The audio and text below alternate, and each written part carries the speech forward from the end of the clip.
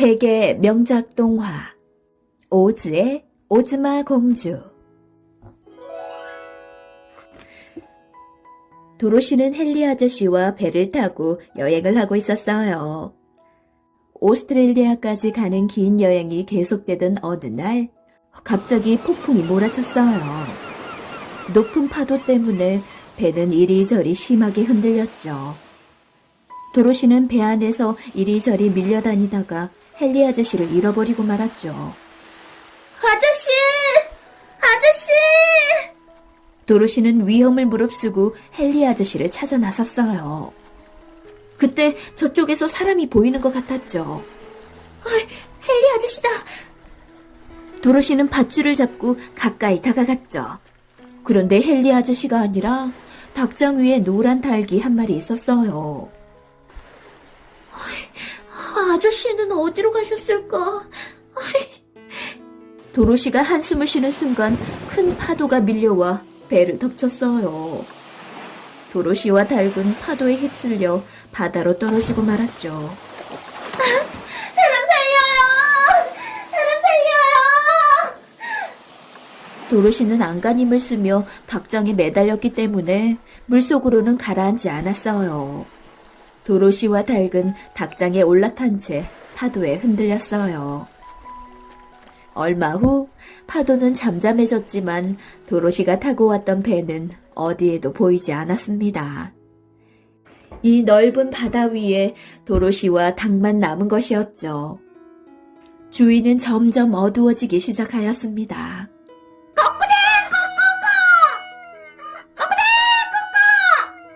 닭 울음소리에 도로시는 눈을 떴습니다. 아가씨! 저기 육지가 보여요! 닭이 말하자 도로시는 깜짝 놀랐어요. 말을 할 줄 아는구나. 나는 도로시라고 해. 나는 비리나예요. 잘 부탁해요. 어서 육지로 가요. 드디어 도로시와 비리나를 태운 닭장이 모래사장에 닿았어요. 힘들게 육지에 도착한 도로시와 닭은 배가 몹시 고팠죠. 비리나는 모래사장을 기어다니는 개를 쫓아다녔어요. 먹을 것이 없을까? 도로시는 여기저기를 기웃거리다가 반짝반짝 빛나는 황금 열쇠를 발견했죠. 정말 예쁘다. 도로시는 열쇠를 호주머니에 넣고 먹을 것을 찾아 숲으로 갔습니다. 숲속을 걷고 있는데 어디선가 맛있는 냄새가 풍겨왔어요. 냄새 나는 쪽으로 가보니 맛있는 음식이 나무에 열려있는 것이었죠. 도로시는 그중 하나를 따서 맛있게 먹었어요. 바로 그때 뒤에서 누군가가 소리를 지르며 다가왔죠. 도둑 잡아라! 손과 발이 바퀴로 된 기계인간들이 도로시를 붙잡으러 오는 중이었어요. 도로시와 비나리는 허둥지둥 바위산으로 도망쳤어요. 거기 서지 못해! 다행히도 바위산은 돌투성이어서 바퀴가 달린 기계인간들은 올라오지 못했습니다. 그들은 하는 수 없이 바위산을 에워싸고 도로시와 비리나가 내려오기만을 기다렸죠.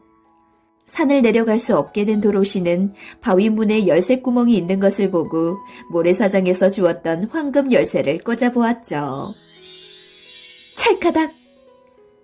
놀랍게도 황금 열쇠는 구멍에 딱 맞았어요. 바위문이 열리자 도로시와 비리나는 그 안으로 몸을 숨겼죠. 동굴 안으로 들어가니 커다란 로봇이 서 있었어요.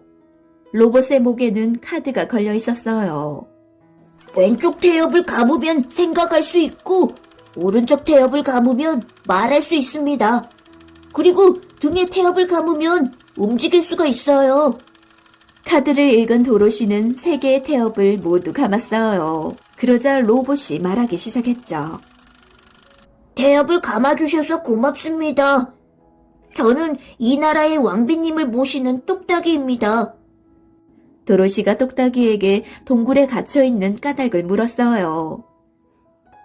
임금님이 왕비님과 10명의 아이들을 지하나라 대왕이 가지고 있는 늙지 않고 오래 사는 약과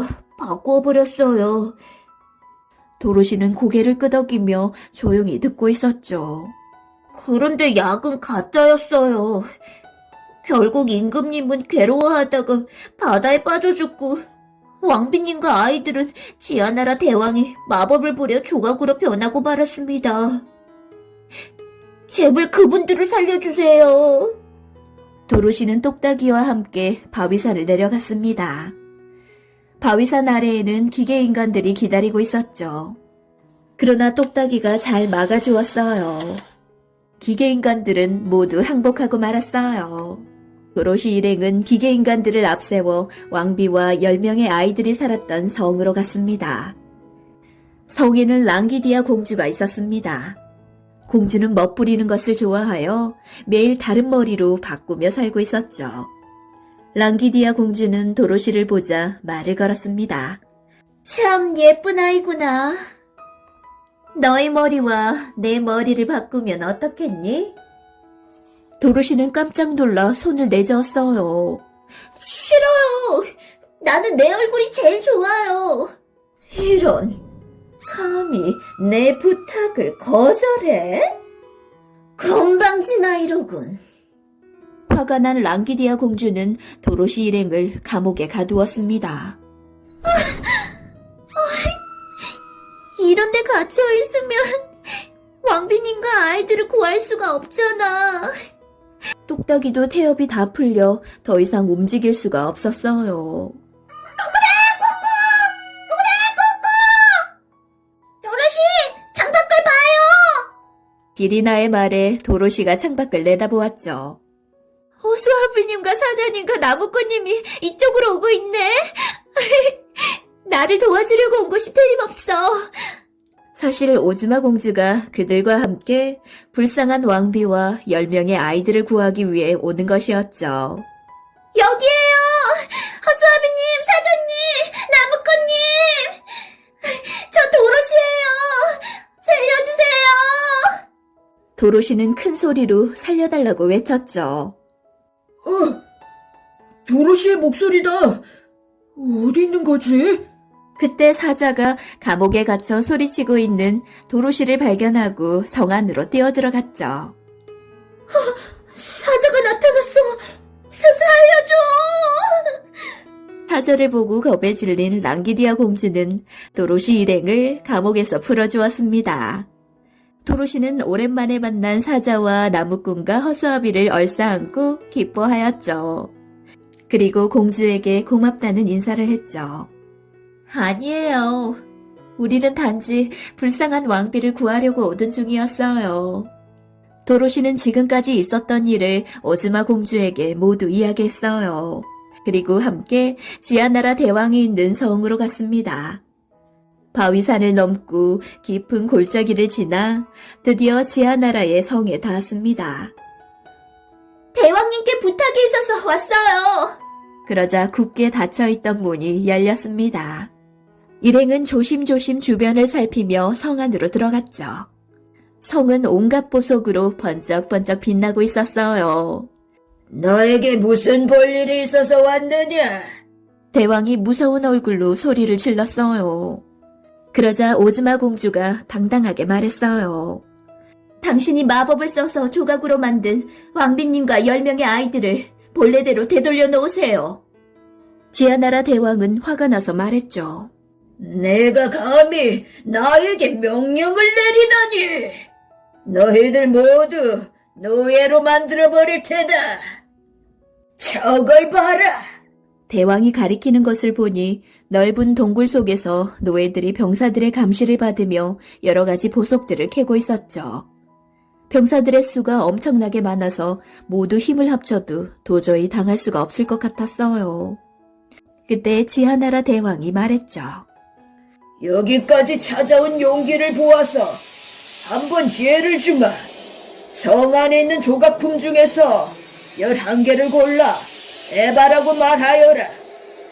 그 중에서 왕비와 아이들이 있으면 그것들은 모두 마법이 풀릴 것이다. 너희들 모두 한 번씩 기회를 주겠다. 그러나 만약 하나도 맞히지 못하면 너희들도 모두 조각으로 만들어버리겠다. 알았어요. 시작합시다. 오즈마 공주가 침착하게 말했어요. 공주는 성 안에 있는 조각들을 하나하나 손으로 만지면서 말했죠. 에바! 에바! 그러나 오즈마 공주는 하나도 맞히지 못하여 조각이 되고 말았습니다.